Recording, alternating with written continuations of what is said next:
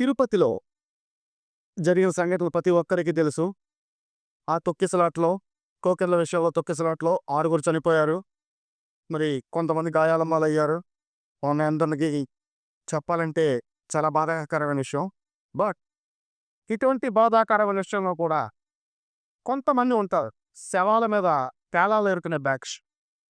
చెప్పాలంటే జగన్మోహన్ రెడ్డి. ఎక్కడ శవం ఉందో అక్కడికి ఆనందంగా నవ్వుతూ దండం పెట్టుకుంటూ వచ్చేస్తాడాయన. చెప్పాలంటే శవాల మీద పుట్టిన పార్టీ ఆ పార్టీ. తండ్రి గారు శవం అయినప్పుడు తండ్రి పక్కన కూర్చొని తాను ముఖ్యమంత్రి అవ్వడం కోసం సంతకాలు సేకరించిన బ్యాచ్ అది. అలాగా పాపం గత 7 నెలల నుంచి కూటమి ప్రభుత్వం ప్రజల కోసం, ప్రజల సంక్షేమం కోసం ఎంతో కష్టపడుతూ ఉంటుంటే ఇప్పుడు సడన్గా అనుకోకుండా ఒక దుర్ఘటన జరిగింది. అంతే, వాలిపోయారు.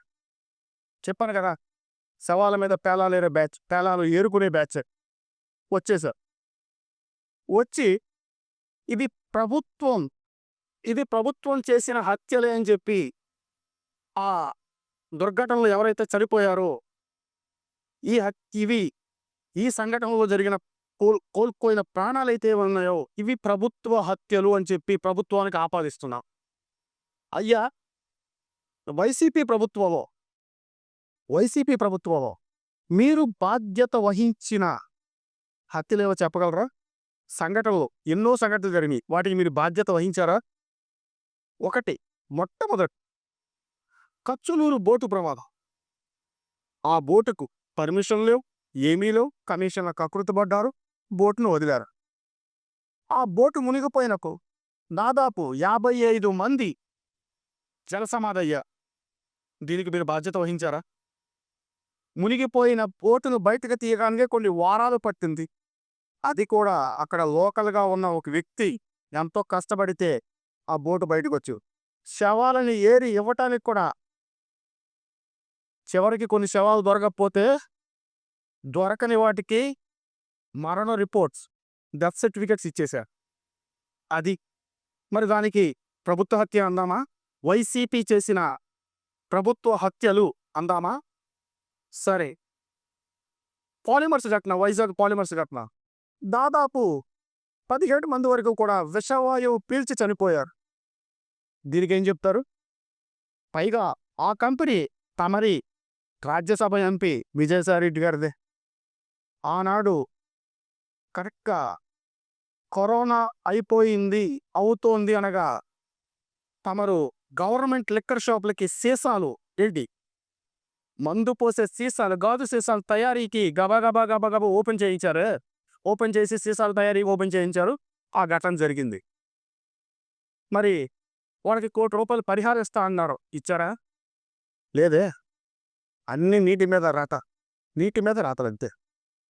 తర్వాత అన్నమయ్య ప్రాజెక్ట్, కనీసం ప్రాజెక్ట్ గేట్లకి గ్రీస్ కూడా పెట్టలేకపోయారు. ఆ ప్రాజెక్ట్ మెయింటెనెన్స్ కూడా చేయలేకపోయారు. అన్నమయ్య ప్రాజెక్ట్ కొట్టుకుపోయి దాదాపు 37 మంది జలసమాధి అయిపోయారు. మరి దీన్ని ఏమంటారు? ఇది ప్రభుత్వ హత్య కాదా? ఈ 37 మంది అనేది ప్రభుత్వ హత్య కాదా? ఈరోజు ఎలా చెప్తున్నారు మీరు? మన కేంద్ర నివేదిక ప్రకారం నిరుద్యోగుల ఆత్మహత్యలు 21,000 గత 5 సంవత్సరాల్లో. మీరు మెగా డిఎస్సి అన్నారు, ఏదో అన్నారు. చివరికి వాలంటీర్ జాబ్ ఇచ్చారు ₹5,000. డిగ్రీలు, ఎంకామ్లు, ఎంఎస్సీలు, ఎంఈలు చేసి ₹5,000 వాలంటీర్ జాబులు చేస్తారా సార్? దీన్నేమంటారు? ఈ 21,000 నిరుద్యోగుల ఆత్మహత్యల్ని ప్రభుత్వ హత్యలు అన్నామా? తెలుగుదేశం పార్టీకి సంబంధించి నాయకులను, కార్యకర్తలను ఎంతో మందిని పొట్టన పెట్టుకున్నారే, నడి రోడ్డు మీద నక్కారు. 100 మంది, దాదాపు 100 మందిని పొట్టన పెట్టుకున్నారే. ఇది ఖచ్చితంగా ప్రభుత్వ హత్యగానా? ఇది ఖచ్చితంగా ప్రభుత్వ హత్య. ఇదే అనుకుంటే రుయా ఆసుపత్రిలో ఆక్సిజన్ అందక 13 మంది చనిపోయారు. ఇది ఖచ్చితంగా ప్రభుత్వ వైఫల్యం కాదా? రుయా ఆసుపత్రినే కాదు, అసలు కరోనా టైంలోనే దాదాపు ఒక 300 నుంచి 400 మంది ఆక్సిజన్ అందక చనిపోయారు. ఆక్సిజన్ నిల్వలు లేక హాస్పిటల్ ఇవి ప్రభుత్వ హత్యలు కాదా? జంగారెడ్డిగూడెంలో కేవలం జంగారెడ్డిగూడెంలో నాటు సారా, కల్తీ సారా తాగి, అది కూడా మీరు లిక్కర్ షాపులు పెట్టుకొని కూడా మీరిచ్చే కల్తీ మద్యం తాగి చనిపోయినాళ్ళు దాదాపు 30,000 మంది ఉంటారు. కిడ్నీలు, లివర్లు ఫెయిల్ అయ్యి తమరి కల్తీ మద్యం వల్ల. ఇవి ఖచ్చితంగా ప్రభుత్వ హత్యలే. అది కాక జంగారెడ్డిగూడెంలో కల్తీ సారా తాగి 40 మంది చనిపోయారే, ఇవి ప్రభుత్వ హత్యలు కాదా? చెప్పండి. వైసీపీ గవర్నమెంట్లో చనిపోయిన దాదాపు 1,00,000 మంది దాకా ఉన్నారే. 47,000 మంది కరోనా టైంలో చనిపోయారు. గుండెల మీద చెయ్యేసుకుని ఏ ఆంధ్రప్రదేశ్లో ఉన్న ఎవరిని అడిగినా చెప్తారు, అదే కరోనా టైంలో సీఎంగా చంద్రబాబు ఉంటే 47,000 మంది చనిపోయేవారా? ఖచ్చితంగా జరగదు. ఖచ్చితంగా ఇది తిరుమల తిరుపతి విషయంలో మీరు ఇలాంటి మాటలు మాట్లాడటం కరెక్ట్ కాదు. భూమన కరుణాకర్ రెడ్డి గారు అయితే మరీ దారుణం. లడ్డు గురించి, కల్తీ నెయ్యి గురించి మాట్లాడారు, దేవుడు కళ్ళు తెరిచాడంటున్నారు. నిజంగా దేవుడు కళ్ళు తెరిస్తే ఏం జరుగుద్దో మీ కుటుంబం ఆల్రెడీ జరిగింది ఒకసారి తెలుసు. మళ్ళొక్కసారి తిరుమల తిరుపతి వివాదాన్ని దయచేసి మీరు రాజకీయం చెయ్యొద్దు. అది అనుకోకుండా జరిగిన సంఘటన. దానికై చంద్రబాబు గారు తీసుకున్న నిర్ణయాలు, ఎస్పీని సస్పెండ్ చేయడం జరిగింది, జేఈఓని తొలగించడం జరిగింది, బదిలీలు జరిగాయి. అదేవిధంగా ఇంకెప్పుడు జరగకుండా చూసుకుంటా ఉన్నారు.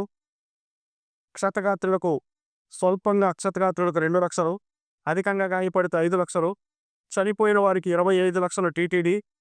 అది కాకుండా గవర్నమెంట్ తరపున మరొక 25 లక్షలు అందజేయడం జరుగుతుంది.